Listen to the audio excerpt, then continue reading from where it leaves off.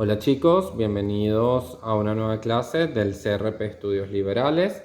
Hoy arrancamos con un tema muy importante para la vida política y para la vida en sociedad, y es justamente los conceptos, o son justamente los conceptos de ética y moral. En nuestra clase de hoy vamos a entender que no son lo mismo, que muchas veces los confundimos. ¿Ok? Justamente, como les comento, es muy fácil confundir ética y moral, pero para no confundirlo tenemos que tener claro qué es cada cosa. ¿Ok? La moral es un conjunto de prescripciones, de pautas obligatorias que obedecen a un modelo establecido de humanidad. ¿Ok?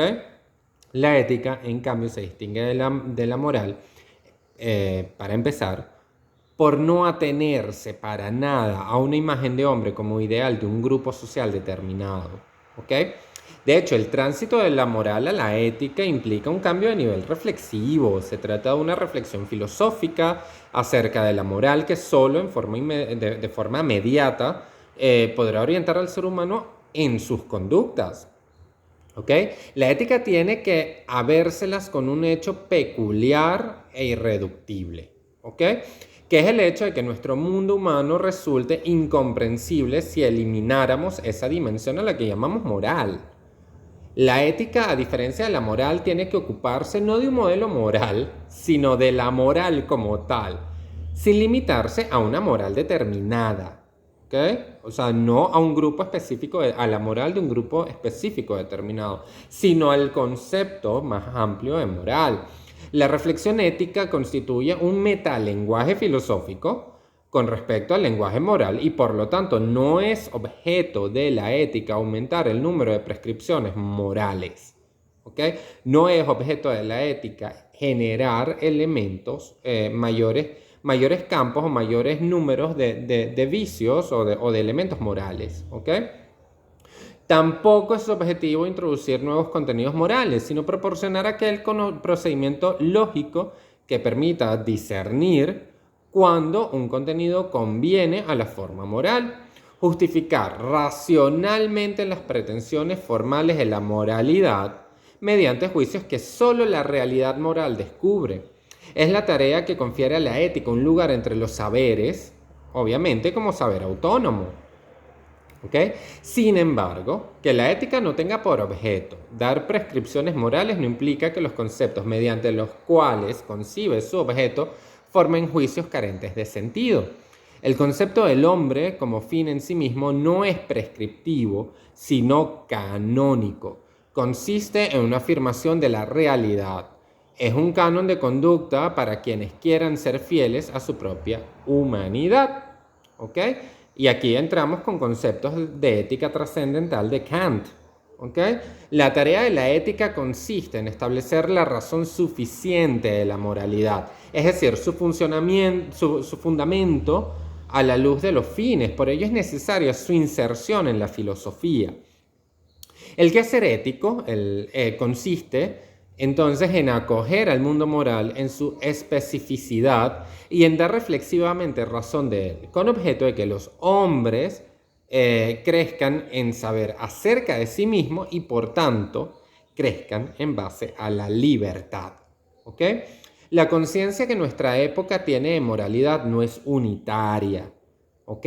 A través de ella se expresan valoraciones diversas que en ocasiones parecen rayar en la disparidad y sitúan al ético, al hecho ético, en las puertas del relativismo.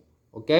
A pesar de todas las heterogeneidades, a pesar de todo el derecho a la diferencia, existe una base moral común a la que nuestro momento histórico no está dispuesto a renunciar y no debería renunciar en modo ninguno, y que a su vez justifica el deber de respetar las diferencias.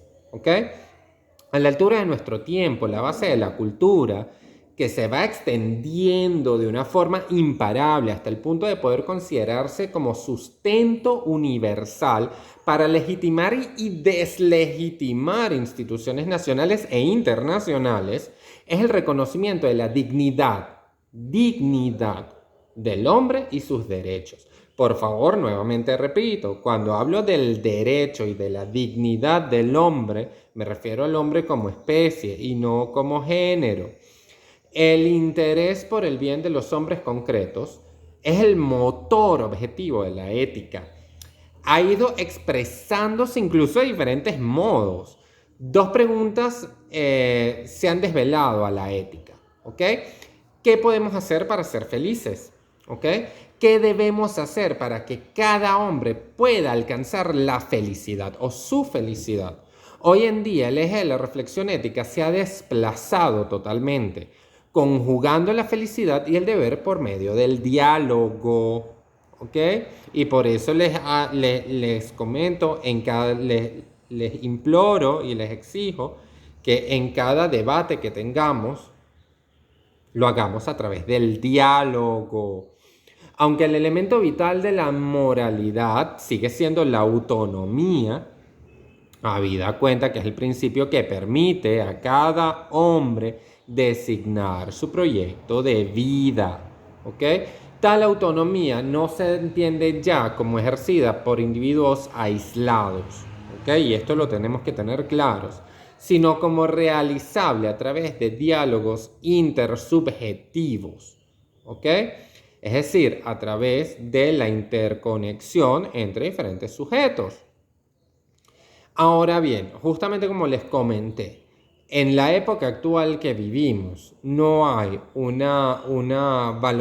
existe una cantidad de manifestaciones éticas que debemos tomar en cuenta. Y por eso les voy a hablar también un poquito de las tendencias éticas que hay en la actualidad. La primera es el utilitarismo, ¿ok? El utilitarismo, de hecho, es la más antigua de las doctrinas éticas, hoy receptadas justamente en posiciones contemporáneas. La pregunta moral que identifica esta teoría es ¿qué ha de hacer el hombre para ser feliz? ¿Ok? Lo que de hecho mueve a cualquier hombre a actuar es el deseo de placer y la huida del dolor. Justamente, ¿por qué? Porque a todos nos gusta recibir placer, no dolor. La felicidad se identifica con el placer. La bondad de una acción se mide por la cantidad de placer que puedes proporcionar. En el hombre no solo existen sentimientos egoístas, sino también altruistas. ¿Ok? Sentimientos sociales de lo que una vez cultivados, un hombre no querría prescindir.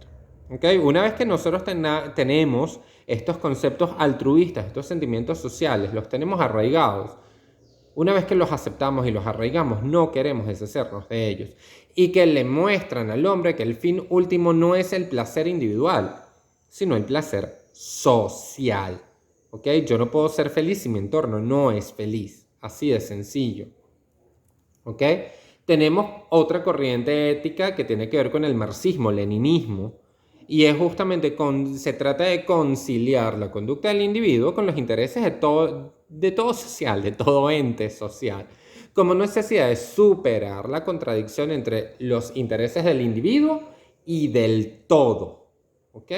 Una respuesta a esta necesidad social es la moral, que nacida en una época determinada, solo puede desaparecer cuando también desaparezcan las contradicciones entre personalidad y sociedad. ¿Ok? Genera el problema de la libertad y el de acceso a la verdad moral. ¿Ok? La clase trabajadora entonces decide cuáles son los intereses objetivos sociales e intersubjetivos, pero queda anulada la libertad como posibilidad de optar. ¿Ok?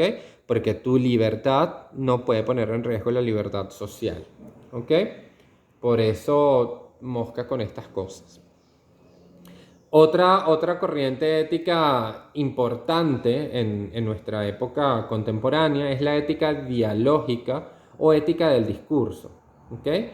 Las éticas del diálogo hablan de satisfacer necesidades e intereses, pero recuperan el valor del sujeto por otro camino, como interlocutor competente en una argumentación. ¿Okay?